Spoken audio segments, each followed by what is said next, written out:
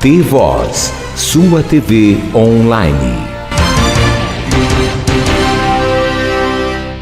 Bom, e hoje o T-Voz vai entrevistar as religiões aqui de São Joaquim da Barra, representantes de religiões aqui do nosso município, para falar um pouco sobre o que aconteceu com esse jovem de 18 anos que foi assassinado e o autor já está preso, que alegou que cometeu homicídio por conta de um ritual satânico, um ritual de magia negra. E hoje o T-Voz convidou para participar desta entrevista o Amarildo Borborema, que é o zelador, ele é o bandista. Obrigado, viu, pela visita.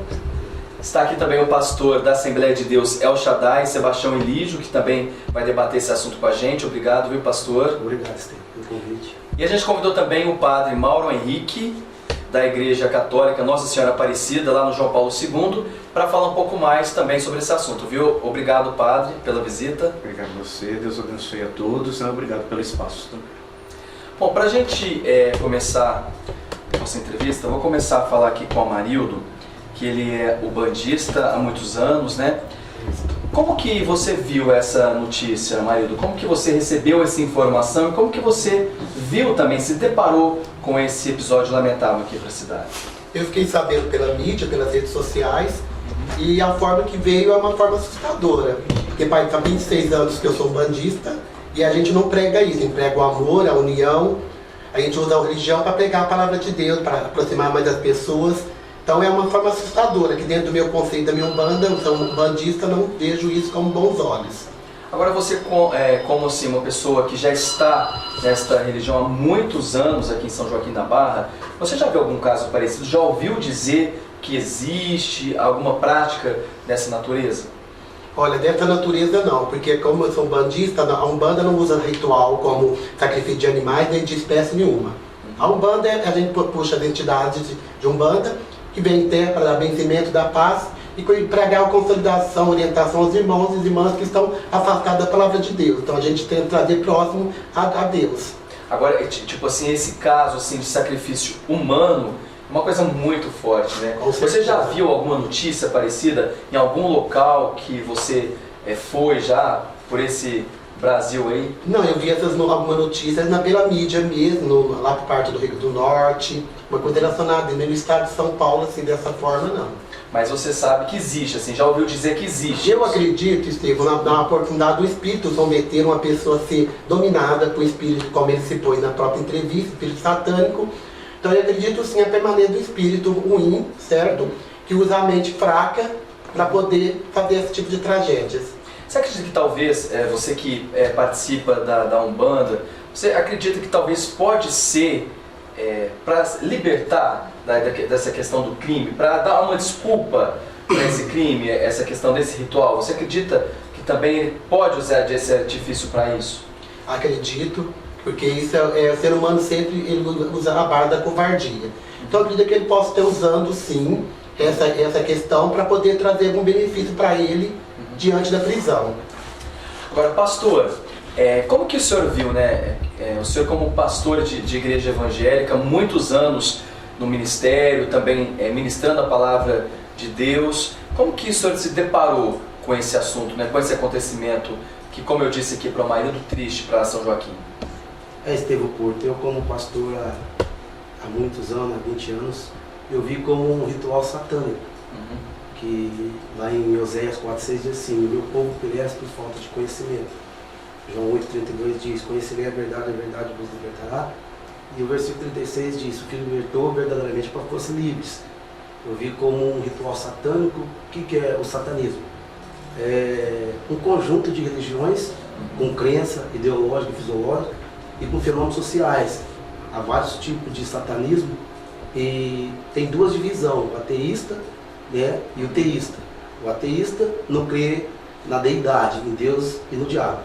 Mas o teísta, ele crê na força divina de Satanás, que ele se incorpora ali através de sucesso, através de riqueza, buscando status, né, invocando ali muitas vezes, né, Satã, que é do sul, invocando Lucifer, que é do leste, invocando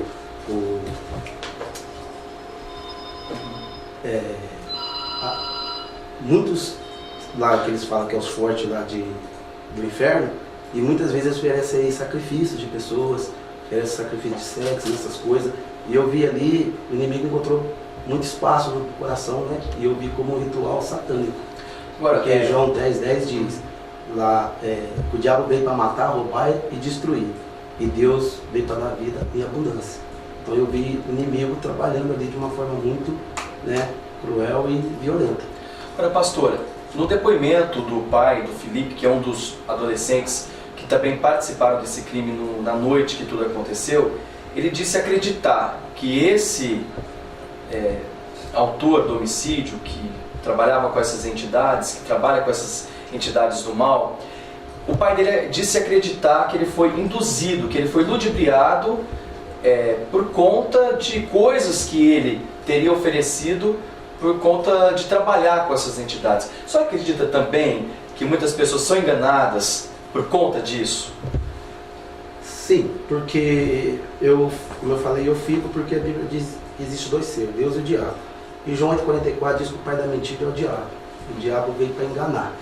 E eu vejo, porque ele segue a visão e muitas vezes encontra espaço no coração, né? Então eu vejo sim que foi porque ele era conhecedor da palavra, e a palavra do Senhor diz lá no livro de Mateus que quando nós aceitamos o Senhor, o Espírito Mundo sai de nossas vidas e ele fica andando por lugares áridos, vazios. E quando ele volta, a Bíblia diz que vem ele e mais 7.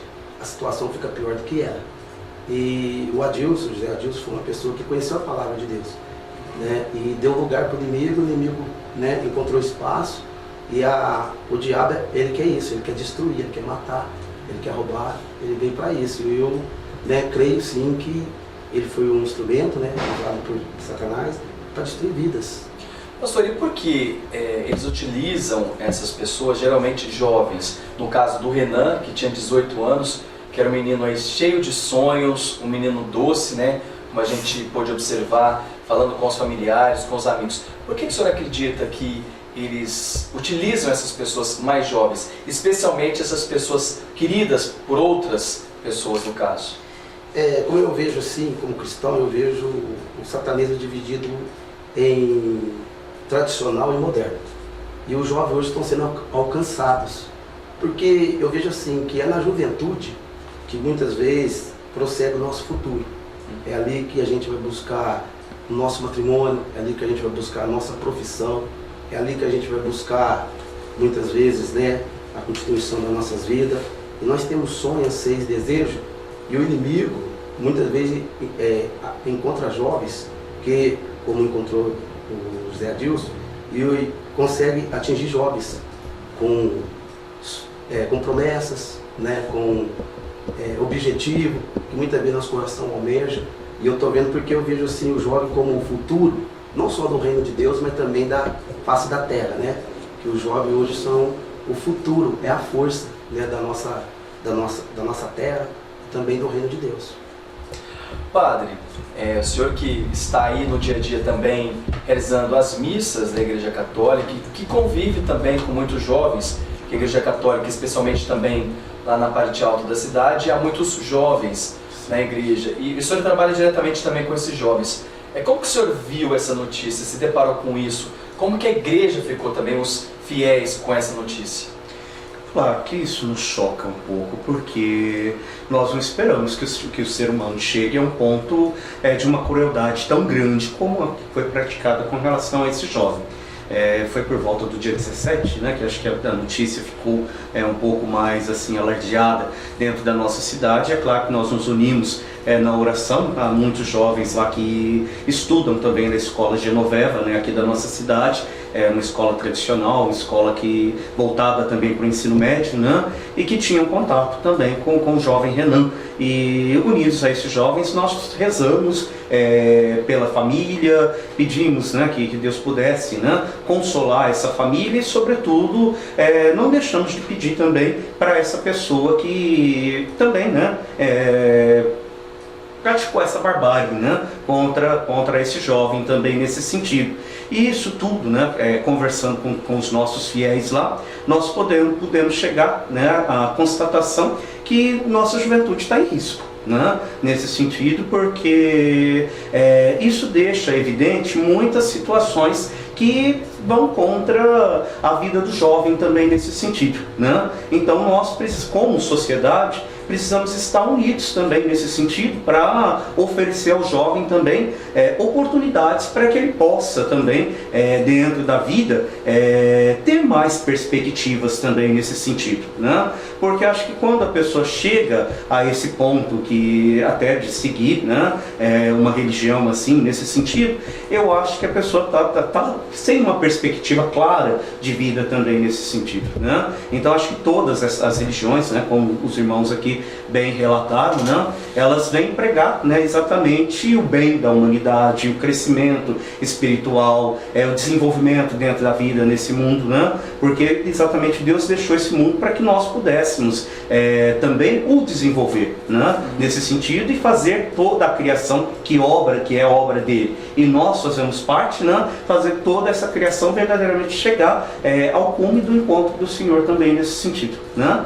Então acho que precisamos, né, oferecer um pouco de perspectivas, né? Acho que nós, como religiões, né, acho que os poderes públicos também nesse sentido, não que não haja iniciativas, né? Até conversando esses dias, existem coisas louváveis aqui na nossa cidade que acontecem, né? Acho que aquele projeto de esporte lá do Decão, né? Nesse sentido acho que é uma coisa importante dentro da nossa cidade, mesmo toda essa iniciativa com relação à literatura e tudo, que a nossa cidade também tem uma tradição, né? São pontos fundamentais e importantes que nós precisamos investir em tudo isso, né? Para tentar trazer o jovem, mostrar para o jovem também um outro caminho, uma outra face da vida também, nesse sentido. Padre, com essa sua afirmação, é uma pergunta para os três com relação a isso. Esse acontecimento que teve aqui em São Joaquim da Barra, talvez não seria um momento para que as igrejas, as denominações religiosas, todas aqui de São Joaquim, repensassem talvez a maneira com que estão levando ou melhorassem essa questão de intensificar os trabalhos visando os jovens, apesar que muitas igrejas e muitas associações já fazem esse trabalho, mas não é um momento para reflexão, união das igrejas, repensar em trabalhar mais efetivamente também com esses jovens, recebendo de maneira mais receptiva esses jovens. Primeiramente o padre, depois a gente passa para os outros convidados responder. Nós, é claro, né, assim, acho que como todas as outras denominações também, nós temos trabalhos claros com relação à juventude, né? Nós temos os grupos de oração, temos os movimentos de igreja e mais claramente, né, nós temos começado dentro da igreja, né, um trabalho também diretamente ligado com o jovem, com os grupos de jovens diretamente nesse sentido. Mas uma coisa que nós devemos também perceber, né, hoje o nosso mundo se tornou muito atrativo para o jovem no geral, né? Então nós vamos vendo fenômenos também que às vezes, né, como esse, né, dessa vivência religiosa, que às vezes a gente não tinha tanto contato nas cidades menores, chegarem até nós, né, nesse sentido, bem como também outras coisas também, essas festas que ao mesmo tempo que são um momento de distração, mas às vezes são um momento também onde a droga é oferecida, né? Um momento onde é favorecido também o vício do álcool, tantas coisas nesse sentido, né? Então é um tempo também para nós podermos repensar tudo isso, né? E eu acredito assim, sem a presença da família, sem a ajuda da família, sem a estruturação da família, né?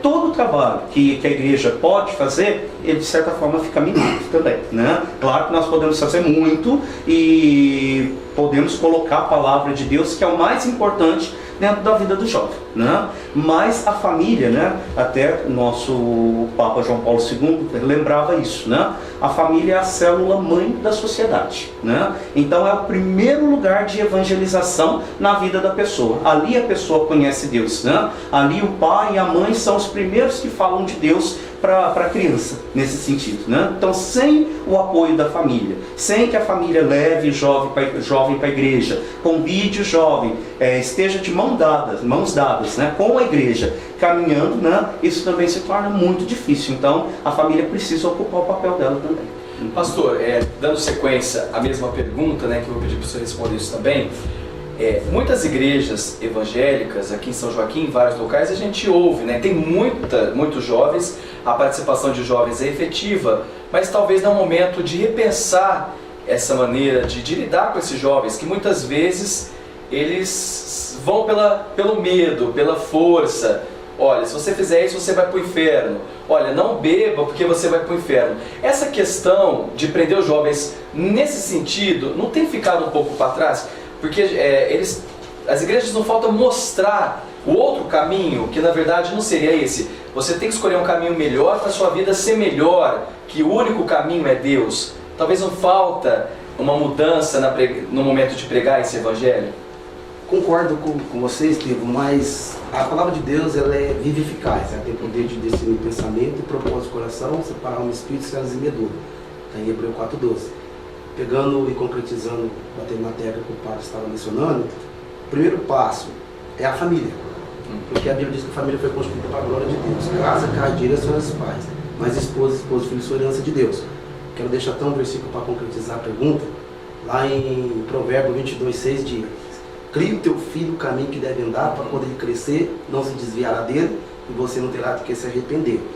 Nós podemos, porque a palavra de Deus é pregada, nós podemos sim fazer mais evangelismo, fazer mais eventos, né, ao ar livre, com jovens, mas a Bíblia também diz assim que não é nem com força, nem com violência, mas com amor. O que acontece? O jovem, o padre falou, hoje o mundo está oferecendo muitos manjares, que são atrativos aos olhos. Mas a Bíblia diz que há caminho que parece bom, mas leva à morte. Que lá no final a gente no vê... final é destruição. Porque não tem coisa melhor do que, né, a palavra de Deus, do que a casa de Deus. E hoje os jovens, eles estão sendo tragados sim, porque o mundo tem oferecido muito manjares que são gratificantes aos olhos deles. Mas o que você falou, Estevam, é bem gratificante. A gente pode acatar e trabalhar mais, né, em prol dos jovens, para que eles possam, né, porque jovens, nós temos que aprender a falar a linguagem deles, né? Jesus, ele é estrategista. Não que a palavra de Deus mudou, mas... Um pescador, ele falava de peixe. Um médico, ele falava de doença. Um publicano, ele falava com dinheiro. Então, o apóstolo Paulo nos diz assim: trata o velho como seu pai, trata a sua mãe como... Trata a mais idosa como sua mãe, trata os adultos, os homens e as mulheres como seus irmãos ou irmã, e o jovem como seu filho. O que ele está mencionando? Amor. A linguagem para um adulto é diferente para uma linguagem de jovem, né? Não é que a gente vai mudar o evangelho, mas nós temos que acatar, né, a cada dia mais o amor, porque a Bíblia fala que tudo é com amor. O apóstolo Paulo diz: mesmo que eu falo a língua dos homens, a língua dos anjos, se não tiver amor, seria como o sino que retina ou que soa, nada vale. Mas primeiramente, eu bato na mesma tecla que o pai está mencionando, são os pais, porque o exemplo dos filhos são os pais, são o espelho. Então, nós temos que alcançar a juventude sim, porque estão sendo tragadas. Esse fato me chocou muito, porque está crescendo, né? Então a gente sabe que os jovens são curiosos, e tudo que é novidade é atrativo para eles, mas eu quero deixar bem claro que nós vamos trabalhar sim, todos juntos. As igrejas de São Joaquim já trabalham. São Joaquim é uma cidade que o cristianismo é muito mencionado, né? A palavra de Deus é muito pregada, homens e mulheres abençoados, né, na cidade de São Joaquim, e eu creio que os jovens vão ser abençoados aqui sim, em nome de Jesus.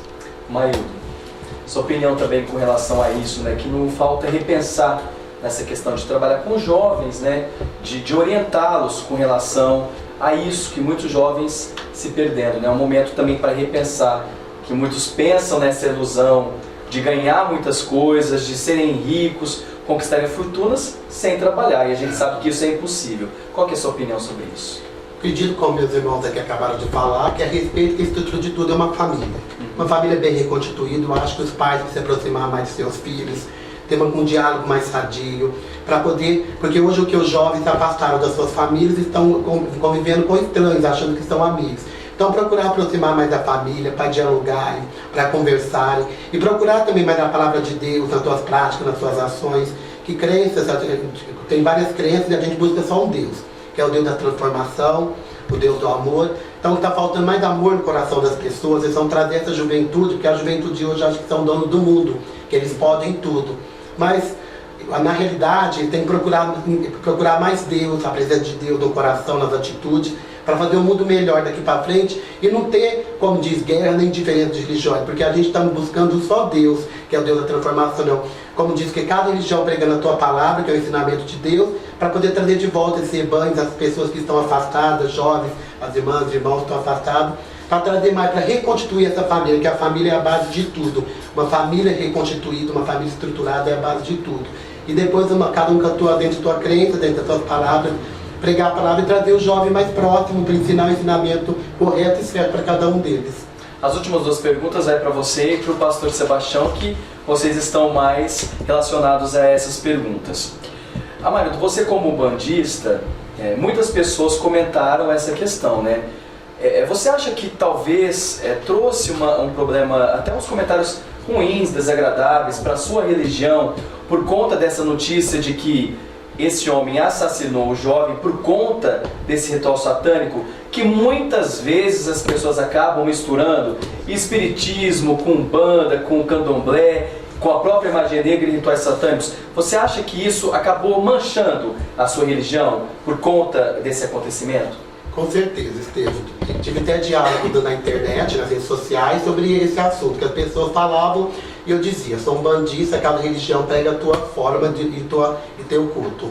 Mas eu estava deixando bem claro sobre a Umbanda. Nós, umbandistas, nós carregamos amor no coração. Não existe, muitas pessoas acham que de sacrifício de animais. O umbandista não tem sacrifício de animais, nem de espécie nenhuma. Então, a gente prega o ensinamento conforme Pai Oxalá, que é o pai de todos os orixás. É a forma de pregar o amor, a união, o entendimento ao próximo. Mas, de fato, isso levou as pessoas a misturar, porque as pessoas, antes de julgar, as pessoas têm que conhecer. Então, chegaram a julgar, assim, relacionado pelo ser umbandista. Agora, pastor, a outra pergunta vai para o senhor, porque muitas pessoas também comentaram isso. Esse José Adilson, que foi o autor desse homicídio, as pessoas conheciam ele como um pastor. Mas é importante a gente deixar claro que ele nunca foi pastor de igreja nenhuma. Ele apenas frequentou algumas igrejas, alguns cultos e foi membro de algumas igrejas. Inclusive, recebeu algumas vitórias nessas igrejas e algumas transformações.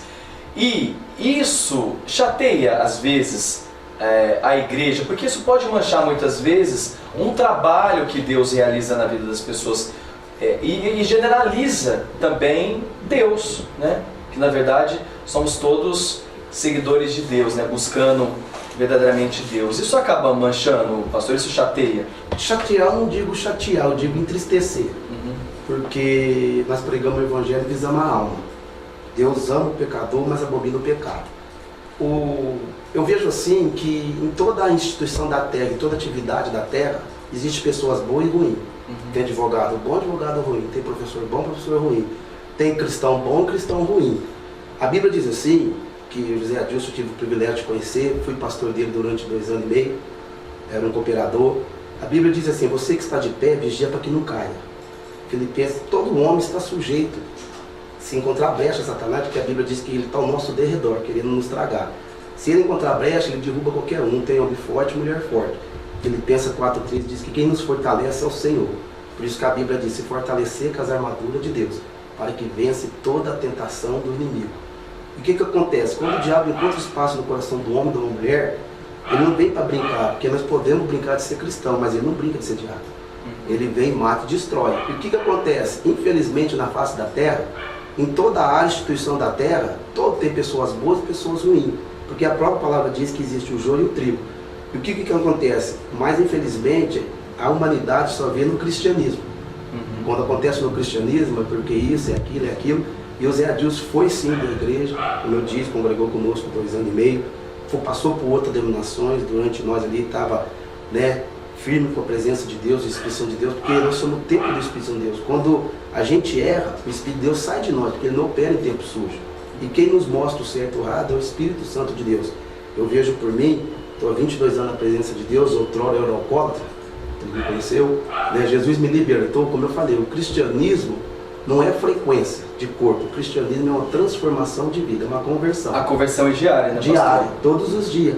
Porque todos os dias a gente tem que estar, porque todo mundo peca. Quem falar que não tem pecado, está pecando. Mas nós temos o Espírito de Deus que nos consola. Já está mentindo, se falar isso, já está mentindo. Então, para resumir, eu não fico chateado, eu fico triste, por inimigo encontrar espaço no coração das pessoas, um fato que aconteceu. conheço demais o pai, criado junto comigo, dos que estão lá presos, né? Conheço muitos, não só ele, mas eu quero dizer, tem acontecido na vida de muitas pessoas. E o diabo, ele só precisa de uma brecha. E Deus, ele deu livre-arbítrio para o homem. Então, o que eu quero dizer, cada um escolhe o seu caminho, né? Deus ou diabo, eu quero só frisar algo aí que a Bíblia relata, Estevam, que está em Deuteronômio 14:1, ele diz assim: eis que eu coloco diante de vós hoje a bênção e a maldição. A bênção é quando andar nos teus caminhos, obedecer nos mandamentos do Senhor, no Evangelho e na palavra, né? E a maldição, tudo ao contrário. Então, eu estou assim, chateado, né? Por tudo que aconteceu. Tá certo. Eu posso dizer que as pessoas, antes de falar também, elas procurem conhecer tanto da Umbanda, né, que as pessoas não podem generalizar também, né, que as pessoas têm que procurar conhecer antes de criticar, porque não pode misturar Resumindo, uma chateado coisa... não, é entristecido. Entristecido. As pessoas não podem misturar uma coisa com outra, então é importante que elas conheçam antes de falar, e também não criticar agora os evangélicos, porque uma pessoa que se disse evangélica cometeu esse homicídio, e algumas pessoas chegaram a criticar, né, que ele era evangélico, pastor, e claro, as pessoas que falarem isso depois vão pagar preço. Até a nossa igreja, né, foi criticado por ele ser de lá, mas a Bíblia diz: pelo fruto conhecerei a árvore, né? Então, se a árvore é boa, vai dar bom fruto, se a árvore é ruim, vai dar bons frutos. Mas que as pessoas tenham cuidado antes de falar. Mas obrigado, Amarildo, pela visita aqui, tá bom? Eu que agradeço, Estevam, tá, pelo convite, tá? E que Deus possa abençoar a todos, que as pessoas aproximem mais da palavra de Deus, coloque mais amor no seu coração e nas suas atitudes. Tá certo. Pastor, obrigado, viu, pela visita, tá? Foi muito esclarecedora a participação de vocês e a gente também sempre estará à disposição. Tá? Eu que agradeço, né, pela oportunidade, e que Deus possa estar abençoando todos que estão ouvindo, né, em nome de Jesus. Padre, obrigado também, viu, pela disponibilidade de estar aqui hoje para falar também sobre esse assunto, debater sobre esse episódio lamentável aqui para o município. Claro que eu agradeço o espaço também, né? Sempre nós estamos juntos aí, né? E é claro, unidos aos irmãos também nesse sentido, um apelo também, né, para toda a comunidade joaquinense, para que possa também continuar lutando, e juntos nós podemos também levar, né, mais esperança e mais oportunidades também aos nossos jovens, né? Tá certo. Bom, obrigado a todos. Então, conversamos, portanto, com o Amarildo Borborema, né, representando o bandismo. Falamos também com o pastor Sebastião Ilídio, da Assembleia de Deus El Shaddai, aqui de São Joaquim. Sebastião Ilídio representando os evangélicos. E também com o padre Mauro Henrique, da paróquia Nossa Senhora Aparecida, lá no bairro João Paulo II, que atende a parte alta da cidade, representando aí a Igreja Católica, e participou desse debate aí, em repúdio, inclusive, à atitude deste homem, né, que cometeu esse homicídio, se dizendo por conta de uma entidade satânica e por um ritual satânico.